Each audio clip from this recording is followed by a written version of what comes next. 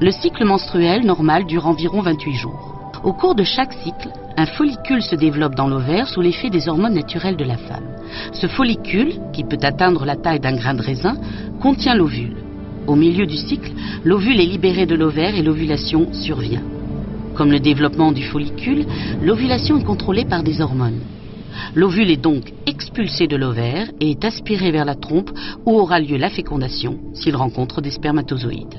Ce processus naturel peut être altéré et aboutir à l'infertilité du couple. Les origines de cette infertilité sont recherchées par un bilan adapté qui permettra de proposer le traitement et la méthode d'AMP correspondant.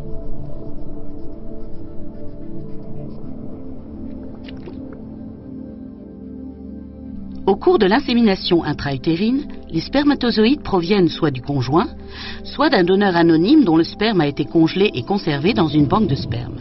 Avant l'insémination, l'échantillon de sperme est préparé au laboratoire. La qualité et la quantité de spermatozoïdes sont évaluées et l'absence d'infection est contrôlée. Les spermatozoïdes sont lavés et filtrés pour ne conserver que les plus mobiles. Au cours de l'insémination, les spermatozoïdes ainsi préparés, contenus dans une paillette, tube fin et long, sont introduits directement dans l'utérus à l'aide d'une seringue. Une fois dans l'utérus, les spermatozoïdes se dirigent immédiatement vers les trompes. L'objectif de l'insémination intra-utérine est de faciliter la fécondation en amenant les spermatozoïdes le plus près possible de l'ovule. Les étapes suivantes seront les mêmes que celles observées lors d'une procréation naturelle. Seuls les spermatozoïdes les plus mobiles atteindront l'ovule et un spermatozoïde unique, le plus souvent, pénétrera dans la couche externe de l'ovule pour le féconder. La fécondation n'est toutefois pas systématique et il peut se passer plusieurs cycles sans qu'une grossesse ne survienne.